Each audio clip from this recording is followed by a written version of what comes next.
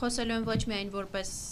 պաշտպան եւ որպես անտիֆեյքի խմբագիր, այլ պարզապես նաեւ որպես լրագրող, իրավաբան եւ քաղաքացի, ինչպես տեսնում եք, ես եւ մեր թիմը անտիֆեյքը հրաժարվել ենք համակերպվել Նարեկի եւ Վազգենի կալանավորման հետ եւ հրաժարվել ենք համակերպվել Հայաստանում խոսքի լրացման փորձի հետ։ Մենք թակում ենք հնարավոր բոլոր արևմտյան կառույցների դռները, միջազգային կառույցների դռները, տորպեդահարում ենք մեր նամակներով, նախորդային 40-ից ավելի նամակներ ենք ուղարկել միջազգային կազմակերպություններին եւ նաեւ աջակցություն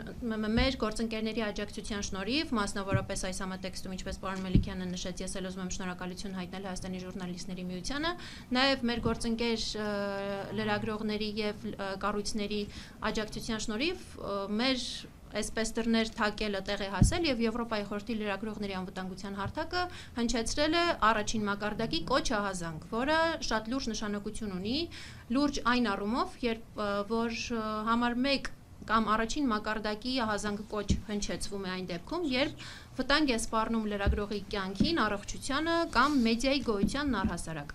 Այսինքն նման հայտարարություններ եւ ահազանգեր հնչում են, երբ որ սպանվել է լրագրող, ֆիզիկական վնաս է կրել, նա կամ նրա ընտանիքի անդամները ենթարկվել են բռնության կամ պարզապես կա լրատվական միջոց, որը կանգնած է փակման վտանգի առաջ։ Եվ այս ահազանգը դրա մասին է։ Մասնավորապես դեկտեմբերի 11-ին Եվրոպայի խորհրդի լրագրողների անվտանգության հարթակում հնչել է համար 1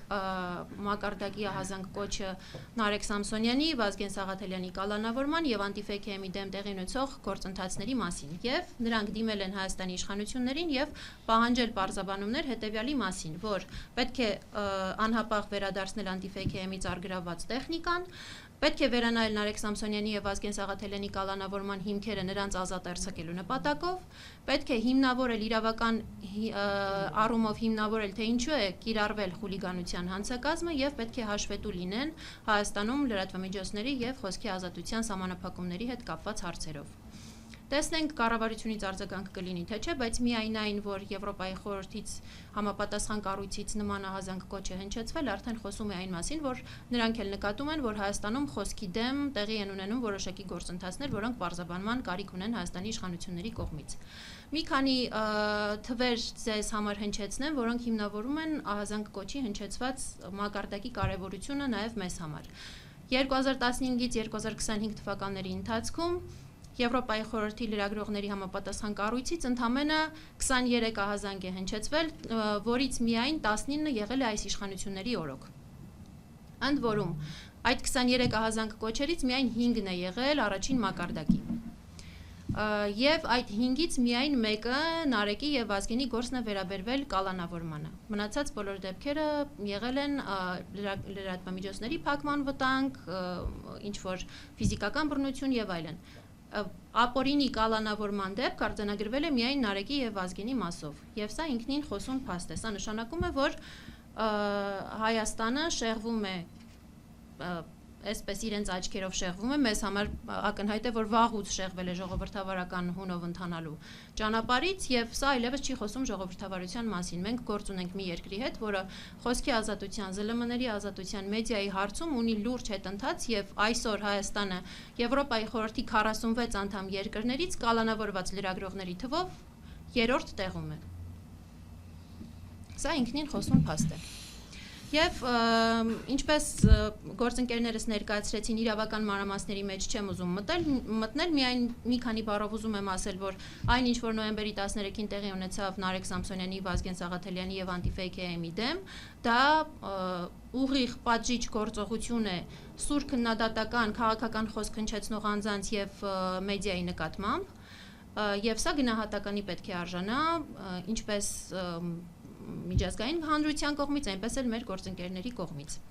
Հակառակ պարագայում A1+-ի լիցենզիայի զրկելու մասին կոկորտ պատրողի կողմից, այսպես ասած, եթե չլիներ մեր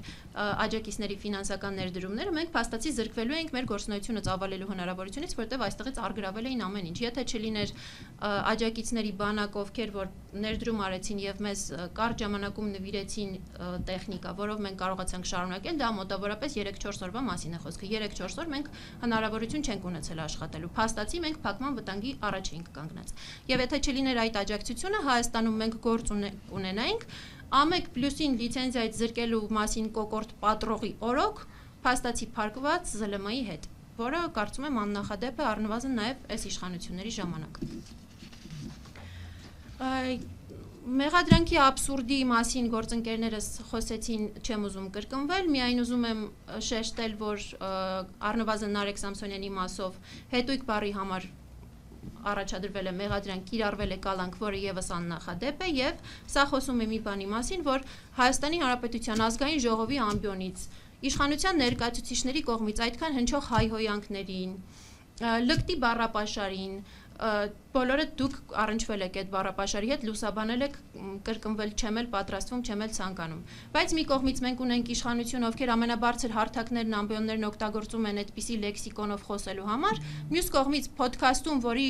նախաբանում ծանոթվում են մարդիկ, որ այստեղ հնարավոր է ոչ նորմատիվային լեքսիկոն եւ հնչում է հետույք բառը, կալանավորվում է փոդքասթի վարողը։ Եվ ինչի համար է ըստ մեզ այս ամենը կատարվում։ Սա այս գործը միայն Նարեկի եւ Վազգենի մասին չէ։ Սա ուղերձ է բոլոր լրագրողներին, բոլոր խմբագիրներին, բոլոր քննադատող քաղաքացիներին, որ երկար մտածեք քննադատելուց առաջ, որովհետեւ դուք եւս կարող եք լռեցվել, կարող եք ընդհուպ մինչեւ կալանավորվել։ Վերջում այս ամենի մեջ կա նաեւ մարդկային կտոր, ինչի մասին նաեւ պարոն Մելիքյանը խոսեց։ Արչևում նոր տարի է եւ Հայաստանի բանտերում կան կալանավորված քաղբանտարկյալներ, այդ թվում մեր կայքի հիմնադիր Նարեկը Սամսոնյան, իմ փոդքասթի վարող եւ համավարող Վազգենը Սաղաթելյան, ովքեր բանտում են ոչ թե բռնություն գործադրելու, ոչ թե մարդ սպանելու, ոչ թե սպառնալիքներ հնչեցնելու, այլ սուր քաղաքական քննադատության ենթարկելու համար։ Սա նաև պետք է դիտարկել այդ մարդկանց ընտանիքների տեսանկյունից, ովքեր որ հնարավոր է, որ նոր տարուն անցկացնեն բանտում միայն խոսք հնչեցնելու համար։